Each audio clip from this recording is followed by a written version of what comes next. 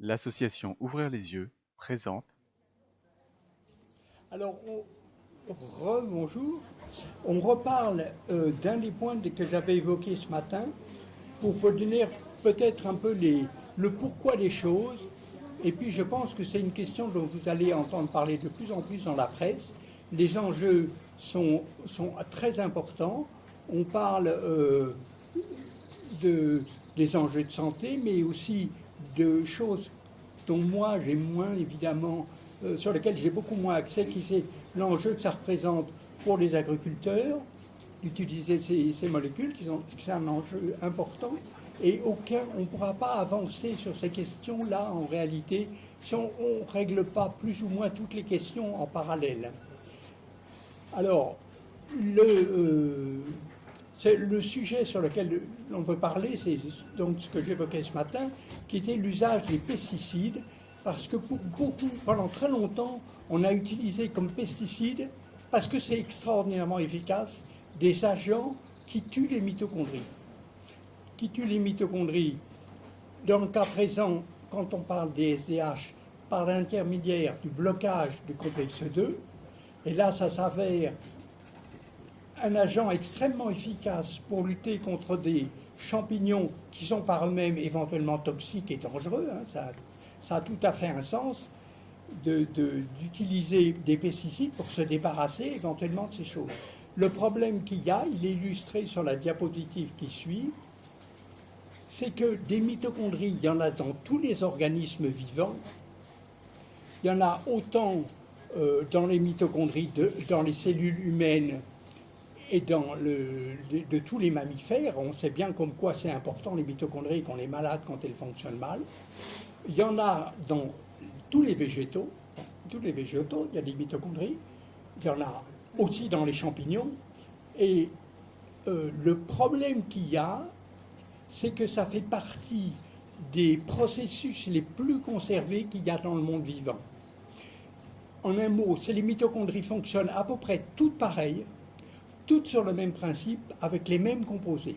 Alors, c'est vrai que dans certaines espèces, il y a quelques composés en plus, mais par contre, par exemple, un composé comme la succinate déshydrogénase, elle est éminemment conservée pour la plus grande partie de la protéine dans toutes les espèces. Alors, je vous ai mis sur la diapositive suivante ce que j'évoquais ce matin, c'est qu'en vérité, il y a toute une histoire des pesticides et des mitochondries, parce que comme c'est très efficace pour tuer tout, en fait, on a utilisé des pesticides qui visaient les mitochondries pour tuer les rats, les insectes, les champignons. Pour plein de choses, on a utilisé en fait les pesticides. Donc, en ce qui concerne ce dont je parle, ce sont des pesticides qui agissent tous à peu près au même endroit. C'est-à-dire le complexe 1, le complexe 2, le complexe 3, où il y a aussi des inhibiteurs, des fongicides qui visent le complexe 3, ou le complexe 4. Tout ça, en fait, ça marche ensemble, et quand on en bloque un, on bloque l'ensemble du processus. C'est pour ça que ces pesticides sont extraordinairement efficaces pour lutter contre plein de pestes qui peuvent être vraiment gênantes aussi. Alors pourquoi nous, on s'intéresse maintenant brusquement à ces pesticides?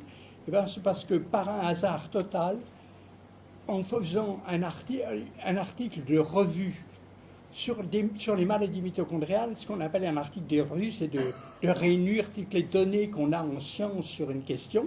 En faisant un article de revue sur les maladies mitochondriales qui ont pour cause des déficits en succinate déshydrogénase chez l'homme, j'ai été amené à faire cela. Alors, pour brièvement, sur la diapositive suivante, les mutations dans les gènes qui codent, qui sont importants pour fabriquer la succinate déshydrogénase chez l'homme, c'est connu depuis 1995 pour causer des encéphalopathies dramatiques chez les enfants.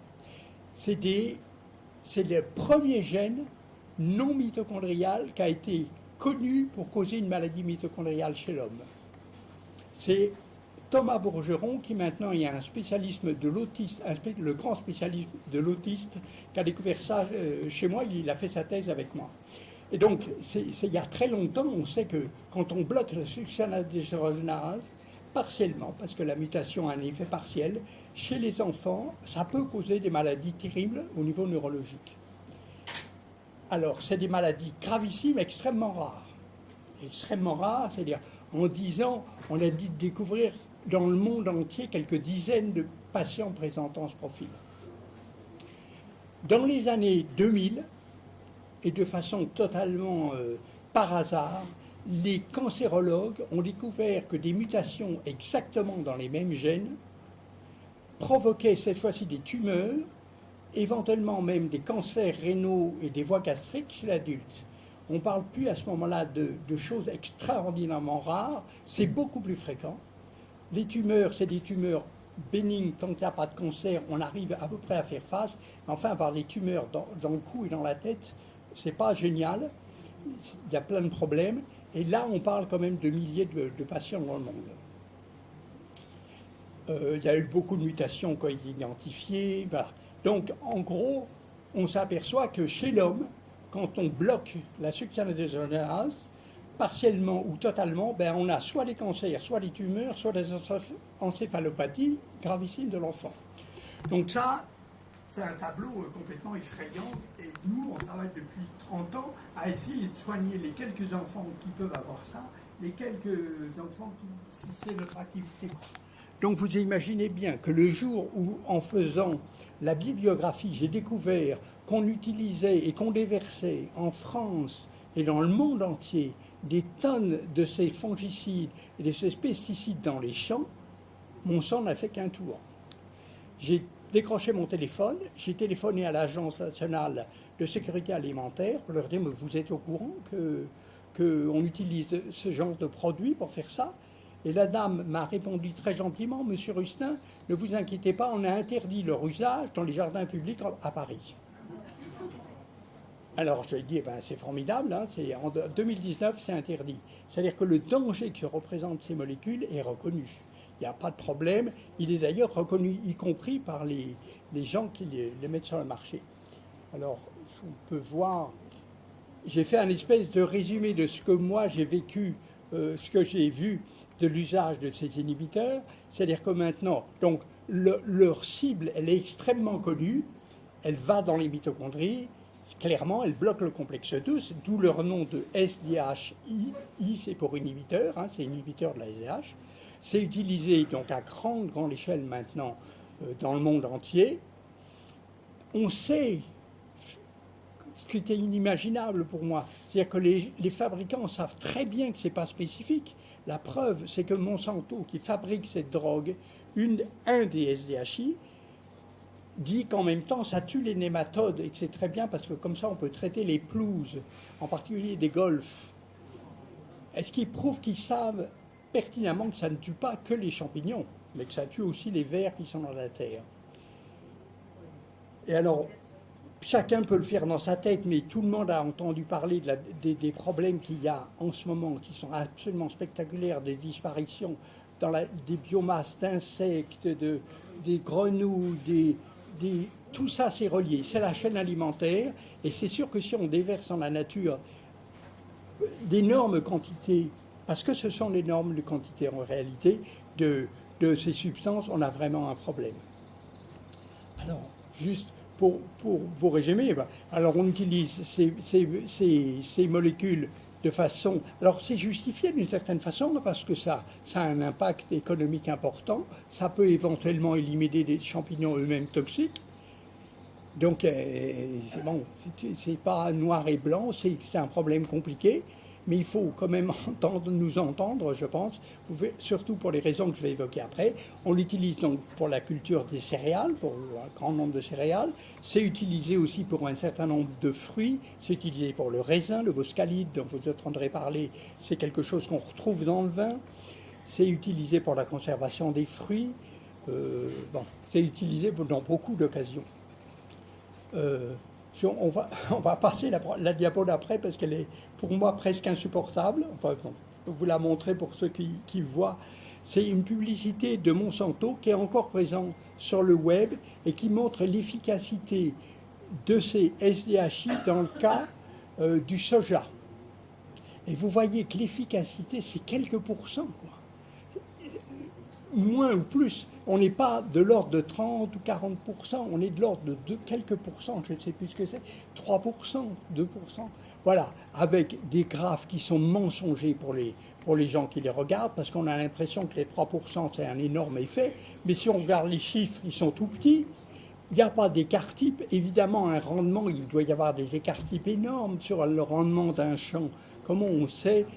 Voilà. Pour un scientifique, c'est du mensonge donné aux gens. En fait, ce que je vous ai mis en noir en bas, c'est comme ça que ça devrait être. Et on verrait qu'il n'y a aucun effet dans le cas présent. Ce qui ne veut pas dire, évidemment, que ces molécules n'ont pas d'effet dans d'autres situations. Mais là, on vend pour la culture du soja un truc qui est totalement inutile, par exemple. Selon leurs informations, moi, je n'ai évidemment aucune information.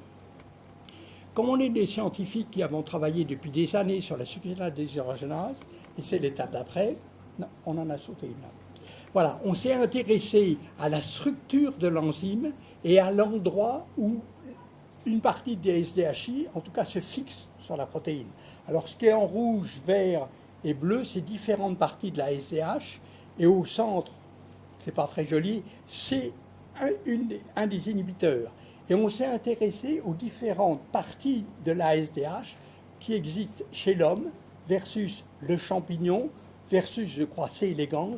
Et on s'est aperçu que sur les 14 ou 15 acides aminés, enfin les petites parties qui sont très importantes pour fixer la molécule, l'inhibiteur, en fait, il y en avait une seule qui était différente entre l'homme et le champignon. Les autres, en fait, sont différentes mais ont les mêmes propriétés. C'est-à-dire qu'en fait, c'est la même chose. Du coup, c'est la diapositive suivante, on s'est intéressé à tester sur l'homme, sur l'enzyme de l'homme et sur l'enzyme du lombric, du ver de terre, différents